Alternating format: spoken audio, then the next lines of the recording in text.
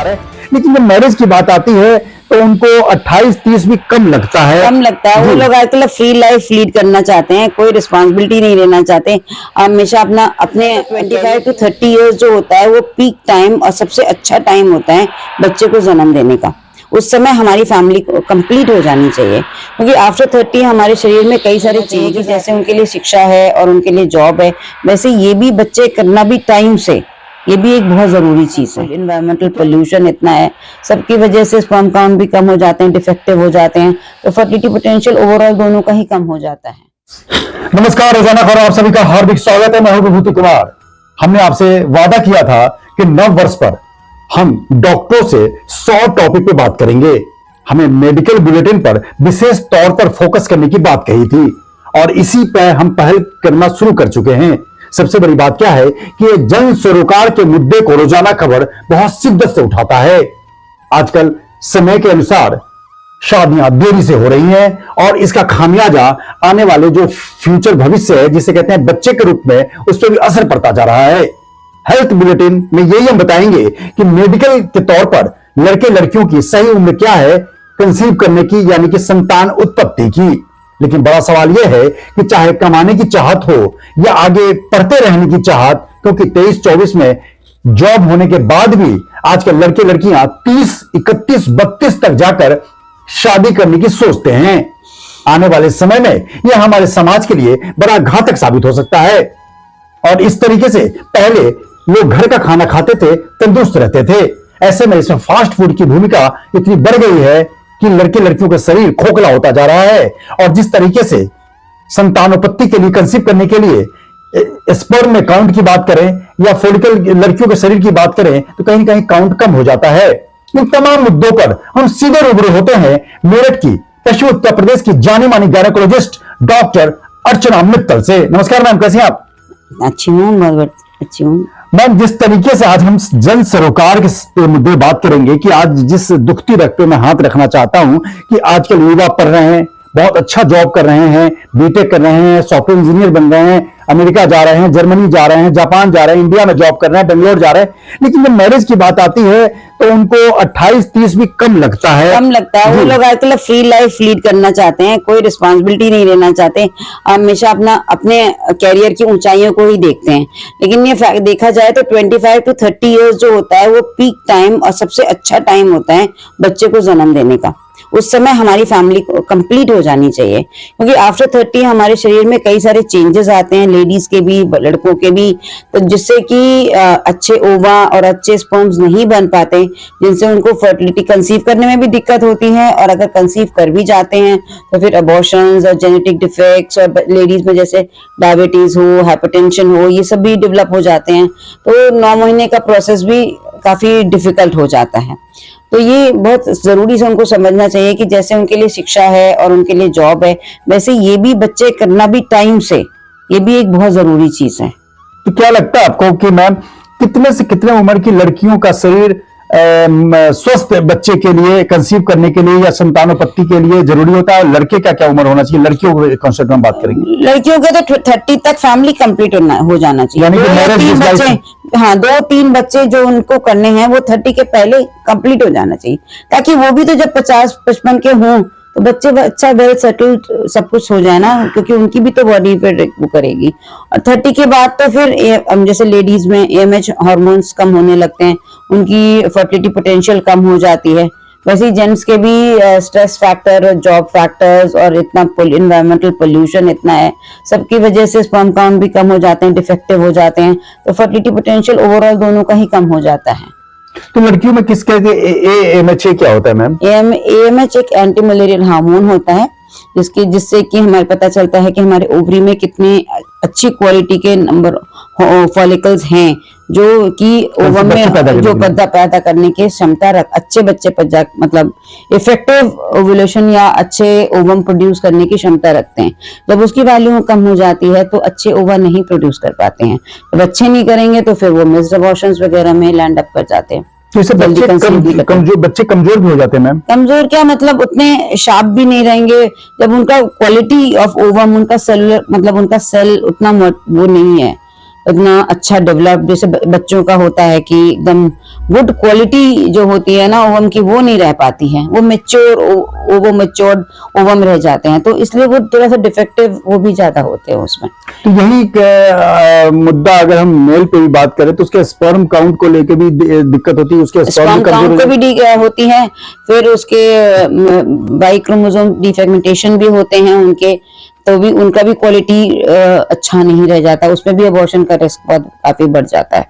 फिर अब तो कहते हैं कि 50% मेल्स में है तो 50% फीमेल्स में भी है अबॉर्शन का रिस्क और कंसीवमेंट का रिस्क।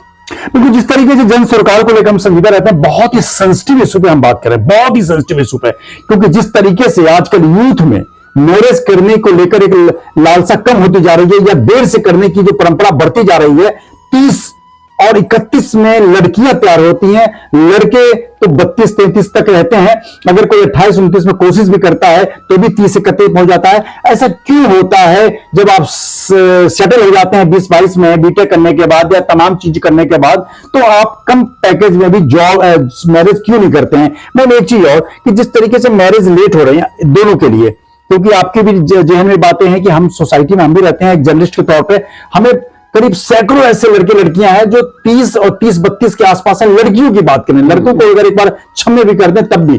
मेनोपॉज का उम्र क्या होता है? यूजली अराउंड 45 to 50 है, लेकिन अब काफी अर्ली मेनोपॉज भी देखा जा रहा है, एकदम यंग गर्ल्स 30-35 इयर्स की भी लड़कियां देखी जा रही हैं जो मेनोपॉज की तरफ जा रही हैं। क्या खान पान को लेकर? इनका बेसिकली तो खान पान है, ये जो आजकल गंदी फैटी डाइट, मोमोज, चाउमीन और चिकन ये सब खाते रहते हैं, फ्राइड नॉनवेज खाते रहते हैं, कोई ढंग का खाना अपने पौष्टिक हमारा जो आहार था पहले वो अब तो घर वाला रहा नहीं, रोज उनको कुछ ना कुछ बाहर का खाना है, इससे उनकी ओबेसिटी भी बढ़ती है, और ओबेसिटी भी एक बहुत बड़ा कारण है हमारे प्रीमेच्योर मेनोपॉज और डायबिटीज और हाइपरटेंशन, नॉन कंसीवमेंट सबको मिला के। तो क्या लगता है मैम कि एज ए गायनेकोलॉजिस्ट, आप मेरठ की जानी मानी डॉक्टर हैं, गायनेकोलॉजिस्ट हैं, क्या लगता है कि ये इस तरह से अगर चलन चला तो कमिंग जनरेशन कमजोर होगा? और दूसरी बात है कि लड़कियों के कंसीव होने में भी कई तरह की बीमारियां पैदा होंगी, दिक्कतें आएंगी। हाँ, ये तो एक फैक्ट है ही है कि दिक्कतें आएंगी। अब इनफर्टिलिटी भी एक एपिडेमिक, स्लो एपिडेमिक हो ही रहा है, एपिडेमिक भी हो रहा है कि धीरे धीरे इनफर्टिलिटी का इंसिडेंस, हिंदू हैं बच्चे ही नहीं करना, अब उसके बाद वो बच्चे भी नहीं करना चाहते, शादी के बाद भी कहते हैं अभी 2-4 साल रुको, 2-4 साल रुको, ऐसे करते करते और एज हो जाती है, फिर बच्चे भी नहीं होते, फिर वो छोड़ ही देते हैं। तो ये इनफर्टिलिटी तो एक एपिडेमिक हो रही है ना, तो ये तो हमने जो लिया है हमारी अपनी जमीन से, हमने जो लिया है हमें उनको रिटर्न भी तो करना चाहिए, खाली हम अपने फायदे के लिए अपना जीवन तो नहीं जी सकते। बहुत बड़ी बात है, अगर आप धरती पे आए हैं या आई हैं, पैकेज पैसा कुछ कम हो, रुतबा बेशक कम हो, बच्चे होने के बाद भी तो रुतबा बढ़ सकता है, बच्चे होने के बाद भी तो आप अधिक कमा सकते हैं, लेकिन अधिक कमा के ही मैरिज करने का चलन क्यों? इससे अगर आप बेशक अच्छा सेटल हैं, बैंक बैलेंस आपका करोड़ों में है, लेकिन शरीर तो आपका साथ नहीं देगा। जो मैम ने कहा है फॉलिकल फीमेल में, लड़कियों में और लड़कों में स्पर्म की, उन्हीं से जो बच्चा पैदा होने की जो क्षमता होती है कंसीव करने की और बच्चे की तंदुरुस्ती की, वही जब फेल हो जाएगा तो आपका कमिंग जनरेशन तो खराब हो जाएगा।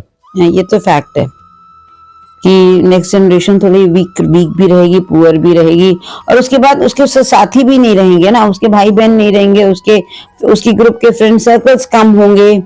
बच्चे भी तो आजकल अपनी फैमिली में ही घुसे रहते हैं, एक बच्चा होगा, 2 बच्चा होगा, अपने घर में ही घुसा रहेगा, वो फ्रेंड्स नहीं बनाएगा, घूमेगा नहीं, करेगा नहीं, पढ़ता रहेगा, तो डेवलपमेंट, ओवरऑल डेवलपमेंट तो पुअर होगा ही ना। कि क्या लगता है मैम कि बिल्कुल आप एक एक्सपर्ट कमेंट क्या बताना चाहती हैं, जो तमाम जो देख रहे हैं हमारे दर्शक, उनको क्या आप सजेशन देना चाहती हैं, लड़कियों को भी लड़के को भी? मैं तो यही कहना चाहती हूँ कि ठीक है, कैरियर बहुत इंपॉर्टेंट है, गर्ल्स को भी कैरियर ओरिएंटेड होना चाहिए, बॉयज को भी होना चाहिए, लेकिन एक टाइम है ना कि आप कैरियर के साथ साथ 25-26 में अपना मैरिज करके एक अपना टाइम देके आप 2-3 इयर्स, विद इन 5 इयर्स अपनी 30 तक फैमिली कंप्लीट कर लो, उसके बाद आप काम भी करो, बच्चों को भी एंजॉय करो, बच्चों को भी टाइम दो, और 2 या 3 बच्चे होने चाहिए, क्योंकि उनको ना अपना वो चाहिए, सर्कल चाहिए ना, भाई बहन चाहिए खेलने के लिए। आप नहीं उनकी कमी पूरी कर सकते जो उनके बच्चे भाई बहन पूरी कर सकते हैं, तो उनका अपना इतना अच्छा सर्कल हो जाएगा कि आपको पालने की जरूरत ही नहीं पड़ेगी। तो यही होना चाहिए, और 30 के बाद आपका पूरी जिंदगी बढ़िया कैरियर बनाते रहो, बच्चे भी बढ़ रहे हैं, कैरियर भी बन रहा है, नहीं तो फिर आप 35-40 में पहुंच जाओगे, पछताने के सिवा कुछ नहीं रहेगा आपके पास। बिल्कुल, बहुत बड़ी बात। एक जन सरोकार के मुद्दे को लेकर मेरठ की जानी मानी गायनेकोलॉजिस्ट हैं, लेकिन जन सरोकार सामाजिक मुद्दों को कितनी शिद्दत से बता रही हैं मेडिकल टर्म में। अगर आप सब कुछ पा लेते हैं और संतान नहीं होने पर किसी न किसी कोने पर, दिल के कोने में या घर के कोने में एक मलाल रहेगा कि काश हमारे पास 200 करोड़ 25 करोड़ होने के बाद भी हमारे परिवार में कोई संतान नहीं है, इसका मलाल है, तो इसे दूर करने की अभी से कोशिश कीजिए। पैसा तो बच्चे होने के बाद भी हो सकते हैं, मैरिज का भी एक सही समय निर्धारित है, बच्चे का भी सही समय निर्धारित है, क्योंकि शरीर और नेचर कभी कुछ नहीं देखता, वो अपने रफ्तार से सब कुछ पूरा करता जाता है। बेशक आप 40 की उम्र तक मैरिज ना करें, लेकिन मेनोपॉज तो आप हो ही जाएंगे अगर महिला हैं, स्पर्म काउंट कम हो ही जाएगा जब आप मेल हैं। तो ऐसे में तमाम चीजों को मद्देनजर रखते हुए आप वैवाहिक जीवन के साथ साथ जॉब और तमाम सामाजिक ताने बाने को समेटते हुए अपने आगे फ्यूचर को लेकर, यानी कि वंश को लेकर, यानी कि अपने बच्चों को लेकर अगर संजीदा हैं तो अभी से ही सोचिएगा। इस रोजाना खबर और मैम मेरठ की जाने मानी गायनेकोलॉजिस्ट डॉक्टर अर्चना मित्तल के सजेशन को आप तमाम चीजों को सुनिएगा और समझिएगा, बैठ के कई बार न्यूज देखिएगा, तब आप एहसास होगा कि नहीं, अगर हम समय से इस धरोहर को अगर हम मिस कर देते हैं तो आने वाले समय में पछताने के सिवा कुछ हाथ नहीं रहेगा।